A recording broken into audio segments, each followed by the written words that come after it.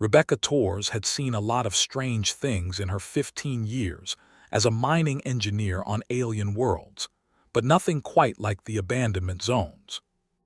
The Gorath colony ship Eternal Ascent was a marvel of engineering, a hollowed asteroid 30 kilometers across, housing millions of these massive, long-lived beings. Gorath grew continuously throughout their centuries-long lives, and size determined everything in their culture. A 2-meter Gorath was barely middle class. 2.5 meters meant prestige. The elders who governed the ship stood 3 meters or more, their footsteps resonating through entire decks. Rebecca's job was to optimize their mining operations, but she had gone off-route following a faulty sensor reading. That's when she found them. The abandonment zone was a forgotten corner of the ship, a series of low-ceilinged chambers that larger Gorath could not navigate. Huddled in the dim light were a dozen young Gorath, no taller than 1 meter. They were emaciated, their fur matted, eyes dull with hopelessness. "Oh my God," Rebecca whispered. One of the cubs lifted their head. Rebecca guessed it was female from the tufts of fur on the ears. "You are the human engineer," she said with a heavy accent in Standard. "You should not be here. This is where the waiting for the end face their final days." Rebecca's stomach churned.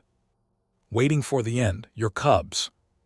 "We stopped growing," said another cub, a male, his voice flat and lifeless. "At our age we should be 2 meters tall. We are defective. The elders gave us this place to end our shame with dignity." "That's not dignity," Rebecca snapped. "That's murder." Over the following weeks, Rebecca broke about 15 different regulations. She secretly brought food and water to the stunted. She argued with Gorath administrators who looked down at her with bemused contempt. She even went to Elder Thornak himself, all 3 meters of him, and he patiently explained that this was simply how their society worked. "Small Gorath cannot contribute," Thornak rumbled. "They cannot reach high processing stations. They cannot operate large-scale machinery. They are ineffective in combat. They consume resources while giving nothing in return. It is mathematics, engineer tours, cold but necessary." "Then let me show you human mathematics," Rebecca said. She began teaching the stunted everything she knew: precision welding, microelectronics, circuit repair, computer systems. The cubs absorbed knowledge with desperate hunger, not only knowledge but purpose. "Your hands are small," Rebecca said, measuring the 3-fingered grip of a cub named Kyrk. "That is not a weakness. You can reach places others cannot. You can do delicate work that would be impossible for a 15-meter adult." "Small means weak," Kyrk said, but there was uncertainty in his voice. "Small means precise," Rebecca countered. For 3 months, the stunted trained in secret. Rebecca requisitioned equipment through obscure bureaucratic channels. She taught them to think in tolerances measured in microns, to navigate cramped service tunnels, to solve problems with finesse rather than force. Then one day, Eternal Ascent began dying. The coolant system failed deep in the conduits, narrow veins of the ship winding through the oldest sections.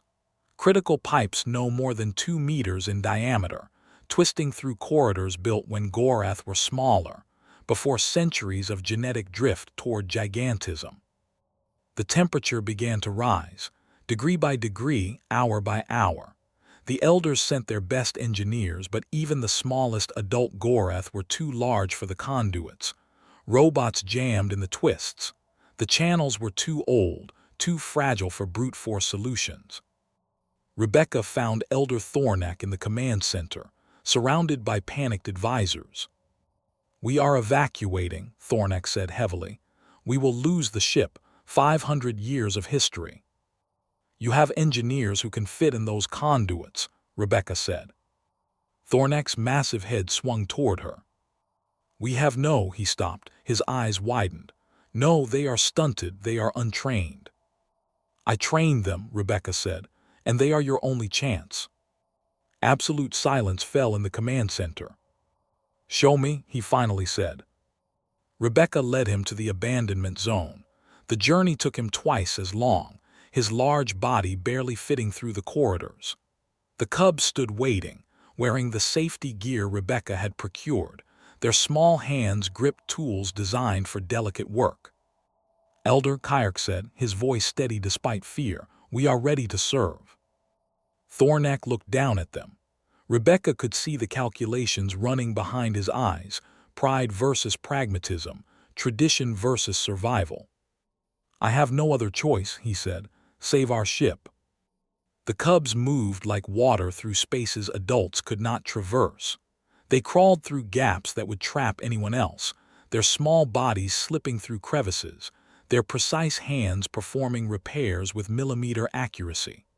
Rebecca coordinated from the command center, watching through their helmet cameras as they worked miracles in the dark. 12 hours later, the coolant flowed again. Temperature dropped. Eternal ascent stabilized. When the cubs emerged, dirty and exhausted, the entire ship was waiting. Thousands of Gorath lined the corridors, and for the first time in their lives, the small cubs walked with heads held high. Elder Thornak approached Kyrk. He was 3 times the cub's height, but lowered himself as much as his massive frame allowed. "We have been fools," Thornak said. "We measured worth in meters when we should have measured it in capability. You are not stunted, you are specialized, and you are our future." Rebecca watched as Gorath society began its first real evolution in centuries. The specialized, as they were now called, became indispensable, not despite their size, but because of it. Engineering academies opened for them. New positions were created where precision was valued over presence. Sometimes, Rebecca reflected, humanity's greatest contribution to the galaxy was not technology or firepower.